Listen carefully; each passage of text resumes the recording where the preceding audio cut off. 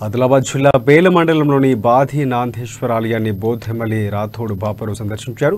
ఎమ్మెల్యేకి ఆలయ committee chairman, sarpanch, ఉప సర్పంచ్ ఘన స్వాగతం పలికారు.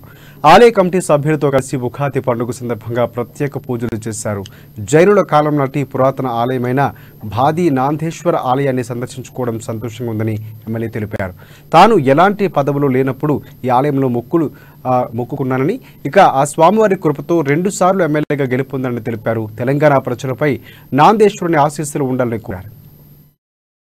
యుగము మొదలైనప్పుడు యుగ ఆరంభానికి యుగాది అంటే దాని రాను రాను ఉగాదిగా మా భారతదేశంలోని పుణ్యభూమి, పవిత్ర భూమి, భారత భూమి పైన ఋషులు మునులు జన్మించిన ఈ భూమి వేలాది సంవత్సరాల క్రితము ఈ యొక్క ప్రాంతంలో ఒకటి జైనుల కాలంలో మరి ఇటువంటి శివాలయాన్ని వారు నిర్మాణం చేయడం, అది భక్తి కాలం. అది ఆ రోజుల్లో మరి శివుని యొక్క భక్తి చేసేవారు. అప్పటి నుంచి ఇప్పటి వరకు ఇక్కడ ఉన్న జనం మాత్రం ఈ యొక్క శివునికి మన యొక్క కష్టాలు, సుఖాలు, మంచి చెడు వారి దృష్టిలో తీసుకెళ్లి భక్తి శ్రద్ధతో వారిని మన యొక్క మనసులో ఉన్న ఏదైనా కోరిక ఉంటే కోరిన గతంలో అనుభవాలు చాలా ఉన్నాయి. అలా జనానికి మేలు చేస్తున్న దేవుడు